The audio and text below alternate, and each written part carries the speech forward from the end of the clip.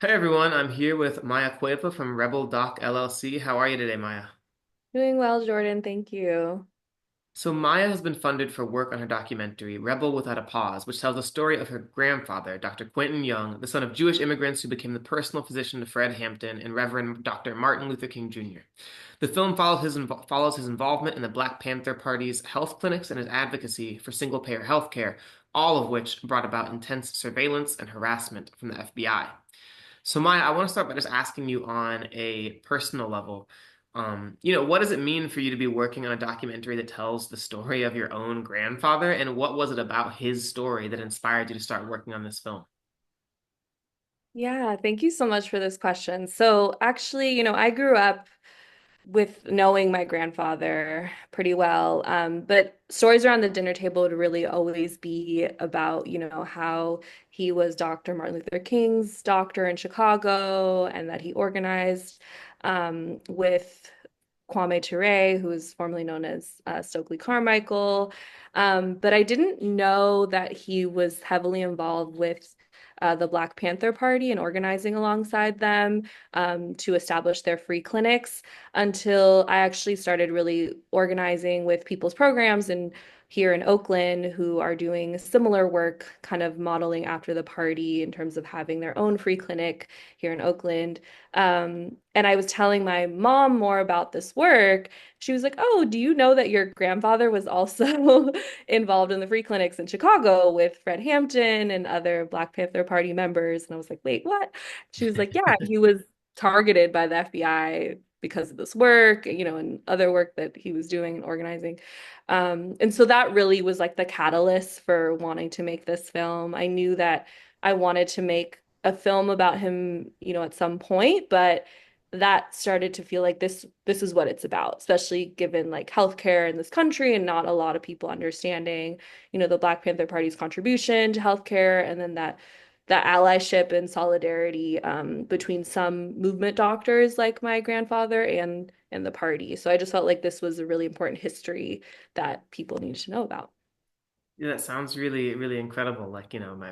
My grandpa didn't talk much about his life. I guess he was in the military and went to the Philippines, but it must have been incredible to hear all those kinds of stories, where you're like, I'm learning about this historical figure in class, and my grandpa's talking about, being at these dinner tables, organizing with them years ago. Um, and sort of as mentioned, like solidarity is an important thing that you learned about from him, and that's the theme of our newsletter this month is solidarity, and it's also why we chose to feature your film. Oftentimes, stories about Jewish and Black solidarity during the civil rights and Black power movements have been watered down or romanticized, which sort of sanitizes some of the challenges that undermined a shared struggle. So I'm curious, in creating this film, what do you hope this film teaches those of us who are watching it today about solidarity so many years after the movements of its subjects?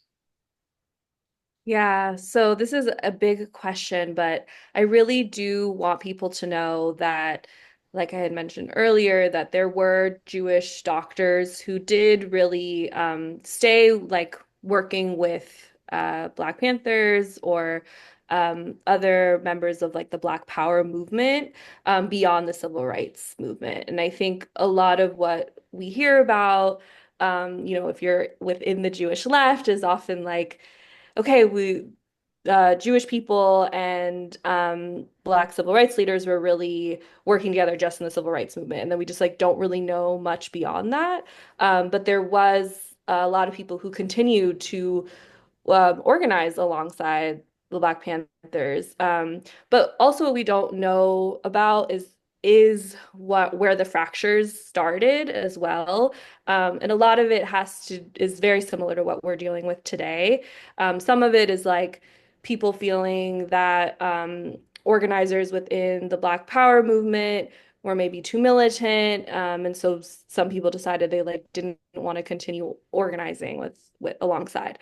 But some of it does have to do with Israel-Palestine and Palestine being something that like SNCC, which is uh, an organization in the 60s that was led by Kwame Ture, Stokely Carmichael, Yeah, can you and define can you say the acronym out for everyone, please? Just yes, yeah.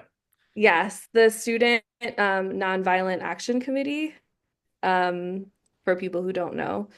And yeah, so SNCC was like a big organization in the 60s, and then they started to actually really learn more about what was happening in Palestine and started to take a stance. And what started to happen was that there were some organizers, Jewish organizers alongside them that that they felt uncomfortable by that. And so there were some fractures that happened there. So it's just very unfortunate. And we're seeing a lot of that today, like a lot of what even during the time, SNCC was starting to come forward with their own position on Palestine and seeing a lot of the similarities between what they were dealing with as Black people in the US and what Palestinians were dealing with. They also had to be silenced. They were often silenced because there was worry about what their Jewish allies might think and the funding that might be provided. So we're often like we're dealing with some of this today with like what we can and can't say, which is very unfortunate. But then there were people like my grandfather and other people who they didn't shy away from that and they decided to like continue to organize with party members, with SNCC, with people who eventually started to join the Black Liberation Army.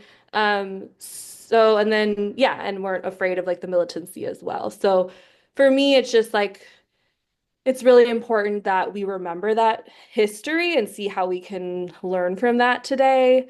But also to understand that there was a huge movement. I mean, the film is really focused on healthcare and the free clinic movement, and there was a huge movement to work with doctors and party members to really bring free healthcare to communities that needed it the most. And so I'm just hoping that like this film will also inspire people to, maybe new doctors or people who are becoming doctors to like want to join within their communities to see like, okay, how can we kind of revive these types of movements in order to bring free healthcare to communities that need it now?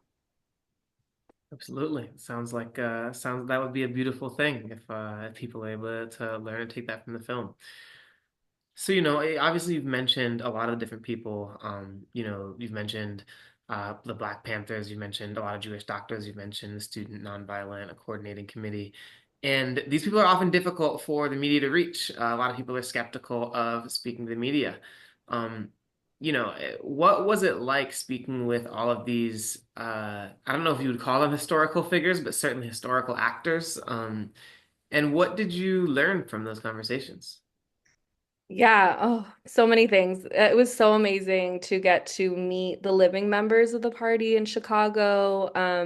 Obviously, I didn't get to meet with everyone, but what ended up happening was I was connected with this woman, Layla Willis, who runs the historical preservation for the Illinois chapter of the Black Panther Party.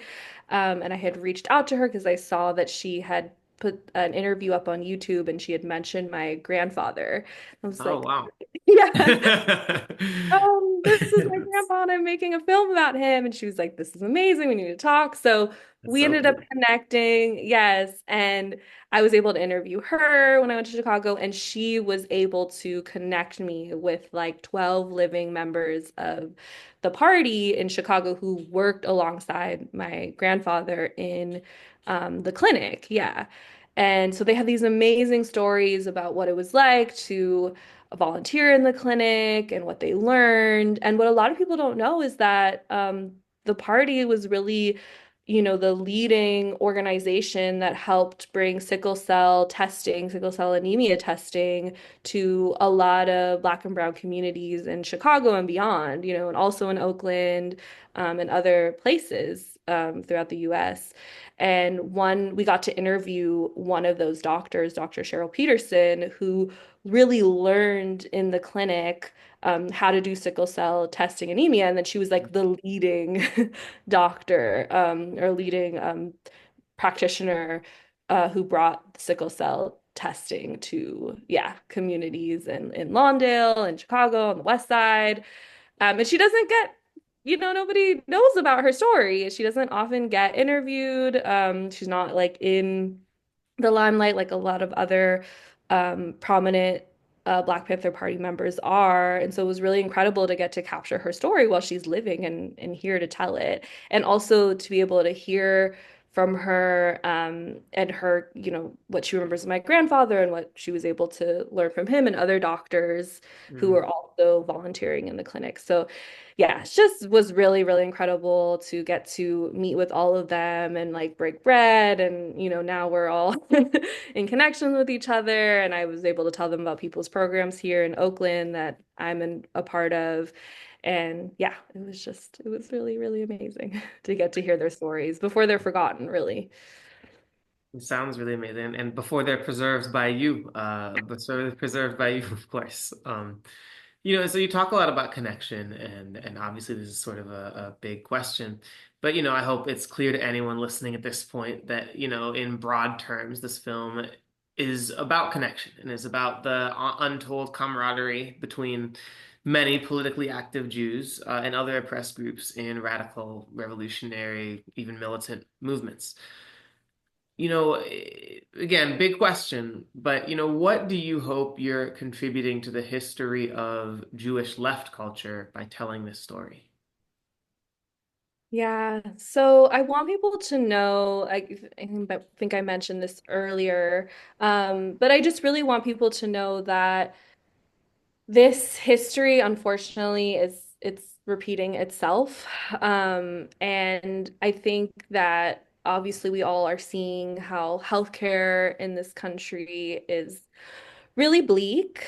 There's at this point millions of people in the US who are uninsured, who don't have access to affordable healthcare.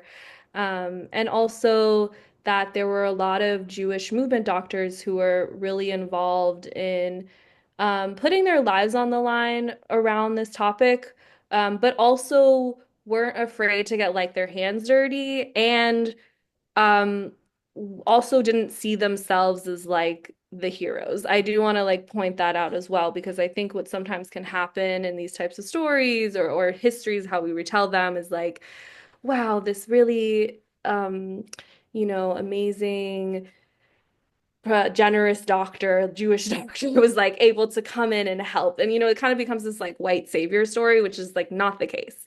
I feel like for my grandfather's story in particular, he was approached by Doc Satchel, who was, a member of the Black Panther Party, to kind of help them put together this clinic. So the party was already ready to put these clinics together, and they knew like which movement doctors to reach out to. And my grandfather happened to be one of the leading members in the Medical Committee for Human Rights in Chicago. And so they knew to reach out to him. So I just really want people to understand that this isn't a story about like, Jewish organizers and Jewish doctors who are like, we're going to come in and save this organization. No, this is very much a story about like strategy and the Black Panther Party knowing that like how much healthcare was so important and providing free healthcare was so important for their communities and just knowing and also being able to realize, okay, who are the people that could help us on the ground? And that my grandfather was like willing to offer that as well. But they were very much, on the ground together, doing the same type of work. And so no one was like one over the other. And so I really want people to understand that too when they're, thinking if they are thinking of trying to revive these types of movements around healthcare and free clinics, that it's really about working together and no one should be like above the other. And this shouldn't, and your intention shouldn't be about like, okay, I'm gonna come in and save these people, or this is about my charity. No, this is about like working together and being accomplices together, and really trying to figure out how do we create a new system that really provides equitable healthcare for everyone. May it be so. May it be so. That's the Stop. Jewish way, I hope. So obviously, like as you're saying, as through the core of the interview, the questions and everything, it's really about partnership. And one thing I know we're excited about here at JLF is you don't intend for your work to end at just creating the film. It's also about your partnerships and your connections in activists and in medical communities. So, how do you intend to use your connections and get this film out there so it can inspire real change in our world? Yeah, so we actually have a whole impact campaign that we're trying to implement soon once the film is done. So a lot of that will include like discussions with, the historical preservation of the Illinois chapter of the party with party members who are living. And I do want to mention this as well. I don't think I mentioned earlier, but just that many party members, for obvious reasons, don't like to talk to media, right? They've had to deal with surveillance for their entire lives as being organizers. So a lot of them are skeptical, and so it wasn't an easy feat to get them to agree to this. But now, that they're a part of the film, I really want to do justice to their stories and make sure, we're creating something that can really be a tool for future generations. So part of what this impact campaign will include was, post discussion conversations with them, as well as members of people's programs who are running their own free clinic for houseless communities in West Oakland specifically.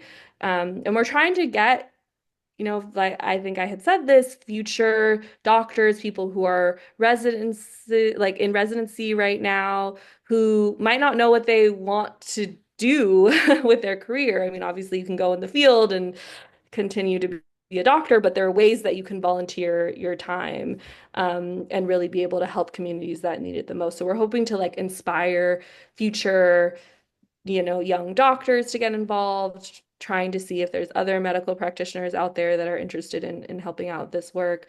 And also to, for me, myself as a Jewish Latina artist is like, how do I also inspire other young Jewish people to, understand this history and see in what ways they can, get involved in this type of movement work. So that's it's really like one of the main goals of this film and to show how I think everyone knows how healthcare is so messed up and how do we like realize a new future. Yeah, I'm not gonna lie. I thought you were gonna say and show how amazing my grandfather was, but you love him too. You love him too. I Uh, know he wants me to say that. yeah, He's no longer he's no longer with yeah, us. yeah. But I know that he is sure very happy to see that this film is being made. May his memory be a blessing. Thank you so much, Maya, for sharing about this film and your family's story. If anyone is looking to keep up with you as we move towards release, or is just interested in following your work more generally, where can they find you? Yeah, so you can reach me by email, which I'm happy to share with Jordan and like he can share.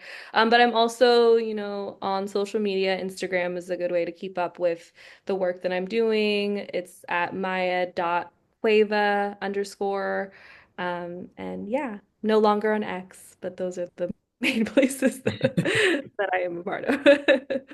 Amazing. Well, thank you so much, Maya. Everyone go follow her on the internets and have a great rest of your day. Thank you, Jordan.